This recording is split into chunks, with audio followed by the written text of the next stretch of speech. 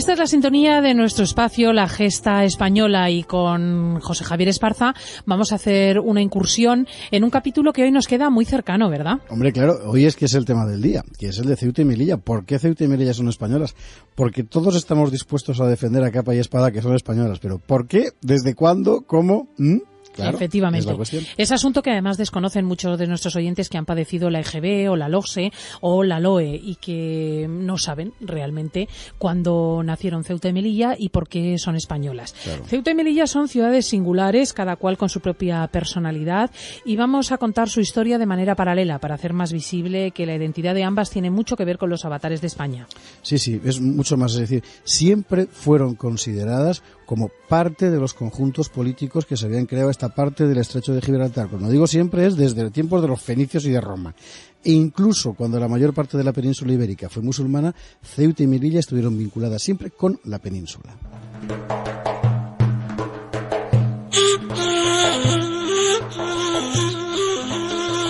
Este dato que nos aporta José Javier es fundamental porque en la tertulia se ha reiterado que Ceuta y Melilla son España desde los siglos XV y XVI, pero es que hay que empezar por los fenicios, nada menos. Sí, porque la historia remota de Ceuta y Melilla es igual que la de España. Son los fenicios los que al mismo tiempo que sientan bases en la península crean en Melilla una colonia comercial que se va a llamar Rusadir, crean otra en Ceuta, la de Ceuta además la ocuparían los griegos.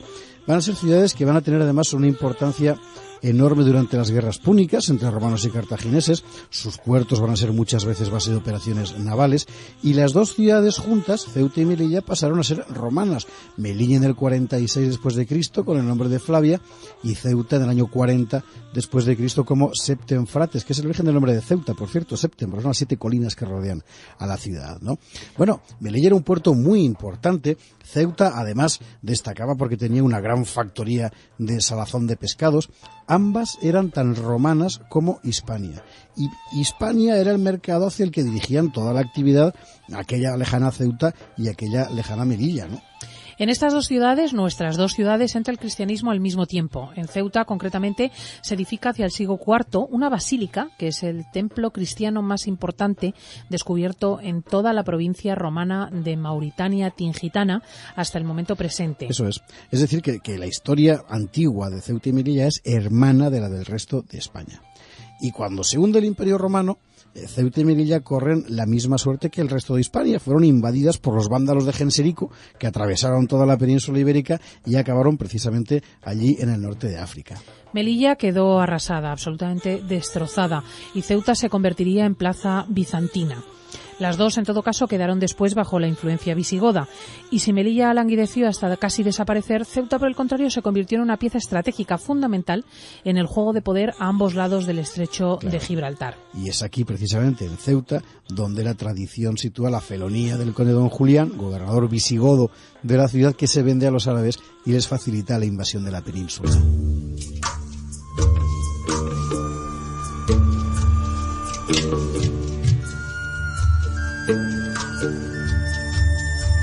Me apetece a mí, al filo de lo que comentas, leer un mensaje que nos quedó por leer en la primera hora de uno de nuestros oyentes a propósito de nuestra indignación por la reclamación totalmente inadecuada de Marruecos, por parte de Marruecos, de Ceuta y Melilla, y la diplomacia tan ineficaz de nuestros gobernantes. Dice el oyente: Ceuta era visigoda y por tanto española antes del 711, y allí fue donde el conde don Julián permitió paso a las tropas musulmanas. O sea que hay algún oyente que este extremo lo conoce. Así es, eso es lo que cuenta la tradición.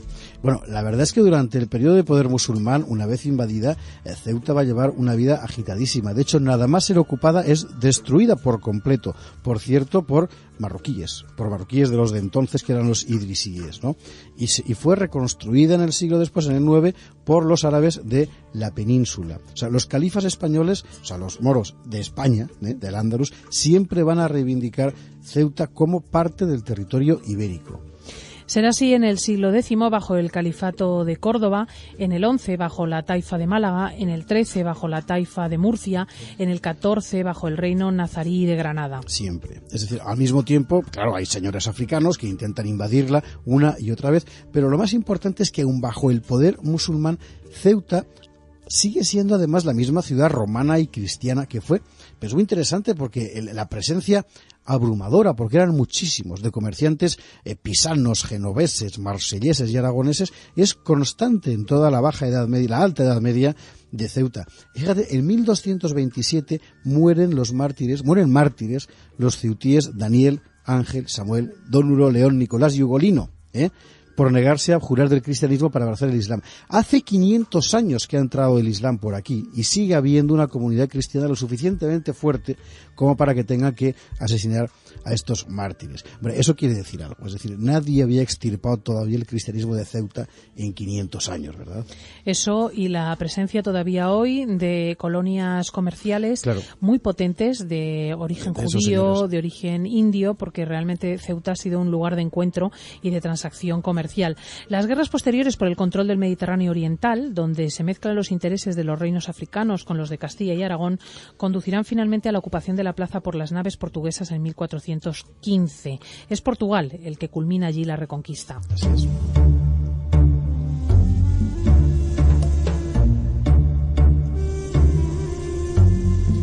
Y mientras todo esto ha pasado en Ceuta, ¿qué ha estado pasando en Melilla? Bueno, pues que tiene una especie de primavera fugaz bajo el dominio musulmán, bajo el dominio árabe de la península. Es que es muy importante, es decir, siempre es la península ibérica.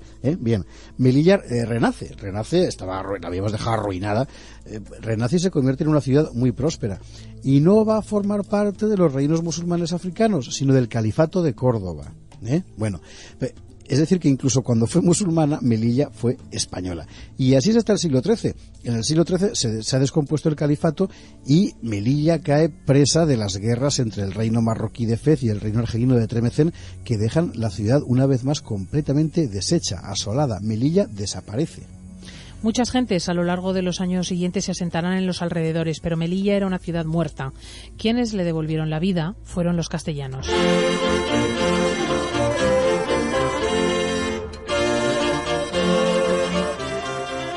Y será en 1497 cuando las tropas del tercer duque de Medina Sidonia, mandadas por don Pedro de Estopiñán y don Francisco Ramírez de Madrid, ocupan la ciudad. Es una peripecia que la verdad es que merece ser contada.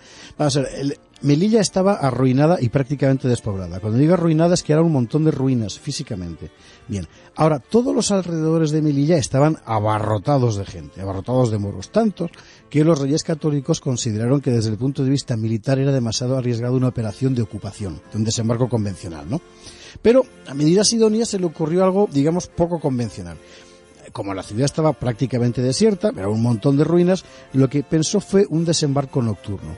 Entonces hizo cargar en los barcos grandes vigas desmontables, un auténtico muro prefabricado, era un muro prefabricado. A lo largo de la noche empezaron a desembarcar los castellanos en Melilla y durante la noche, según descargaban las vigas, las iban ensamblando, aquel prefabricado que se habían hecho. Total, que al amanecer los moros, que se habían acostado viendo una ciudad en ruinas, se despertaron viendo una ciudad reconstruida. Y ahora se pegaron tal susto que lo tomaron por cosa de embrujo, es decir, se quedaron aterrados ante aquello que en realidad había sido obra de ingenio, ¿no? Y desde entonces, desde este 1497, la corona española nunca abandonó Melilla.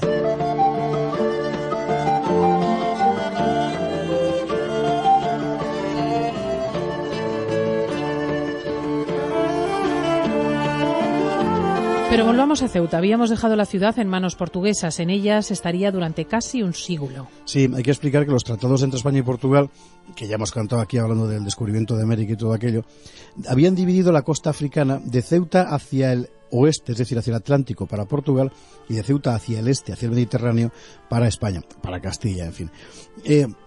Ceuta caía en zona portuguesa. Pero cuando el reino de Portugal se incorpora a la monarquía hispánica en 1580, pues Ceuta también pasa a la corona española. Ahora bien, en 1640 Portugal se desgaja. ¿Y qué hace Ceuta? Pues los ceutíes dicen que, aunque los portugueses se vayan, ellos quieren seguir siendo españoles. Y por eso, el rey lo ha recordado estos días, Ceuta ostenta los títulos de noble, leal y fidelísima, al tiempo que mantiene en su escudo y en su bandera las armas de Portugal. Así es. Portugal, por cierto, reconocerá luego, pocos años después, la españolidad de Ceuta, ¿no? O sea que Ceuta no solo es española por haber compartido nuestra historia antigua y nuestra historia medieval, sino además porque los ceutíes quisieron ser españoles. Lo interesante de toda esta peripecia es lo siguiente. Si en su historia antigua, Ceuta y Melilla forman parte de la historia de España, romana, cristiana y visigoda sucesivamente. Su historia medieval es igualmente española y ambas son tan hijas de la Reconquista como el territorio peninsular. Exactamente. Es que muy rara vez fueron Ceuta y Melilla posesión de algún reino africano. Ceuta casi siempre vinculada a los reinos de la península. Además mantuvo su herencia romana y cristiana revitalizada luego tras la Reconquista portuguesa. Y Melilla, porque hecha ruinas por las guerras entre los reinos africanos, luego fue reconstruida desde cero por los castellanos en el siglo XV.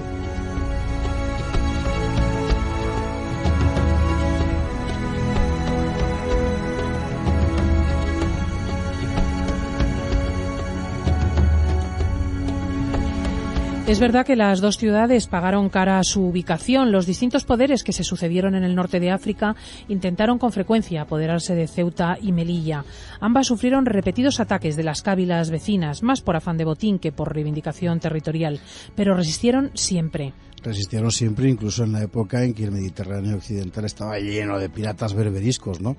Mira, hubo un sultán de Marruecos, Moulay Ismail creo que se llamaba, que asedió Ceuta durante más de un cuarto de siglo, entre 1692 y 1724, pero Ceuta aguantó. Y no solo aguantó a los marroquíes, sino que además aguantó en 1704 a los ingleses que habían tomado Gibraltar. Y se encontraron los ceutíes defendiéndose por tierra de los moros y por mar de los ingleses, y aguantaron. Otro sultán de Marruecos, en 1775, sitiará Melilla, pero Melilla resistirá también. Y por fin será otro sultán de Marruecos quien, por un tratado que hoy se olvida, el de Ouadras de 1860, reconozca la españolidad de Melilla y de Ceuta.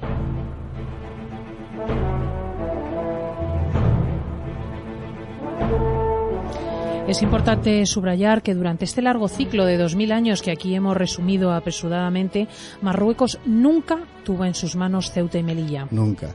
Las primeras formaciones políticas que aparecen en la zona, pues el reino de Necor, la dinastía árabe de los idrisíes, las bereberes de almohades, almorávides, benimerines y tal, no pueden ser consideradas como precedentes del Marruecos actual, pero es que incluso si lo fueran, su supuesto derecho sobre estas ciudades es insostenible. Es decir, mira, la dinastía alauí o alauita, que es el germen del actual Marruecos, surge en el siglo XVII, cuando Ceuta y Melilla ya llevan 200 años junto a las coronas ibéricas y cristianas. Pues es conveniente recordar que Ceuta y Melilla son españolas porque así lo quieren sus habitantes, lo quisieron entonces y lo reafirman ahora. Y además por razones históricas. Exacto. Ceuta decidió ser española en 1640. Melilla fue reconstruida prácticamente de la nada por los españoles en 1497. Y además, pues, toda su historia ha estado íntimamente ligada a la del resto de España desde tiempos de los fenicios. De manera que los reyes de España visiten Ceuta y Melilla es tan normal como que visiten Guadalajara o Santander. Exacto. Y nosotros españoles debemos saber que esas dos ciudades no son en absoluto posesiones africanas, sino simple y llanamente sueño español, cosa que debiera recordar sobre todo el señor José Blanco. Sobre todo José Blanco. Vamos a saludar a Jaime Peñafiel.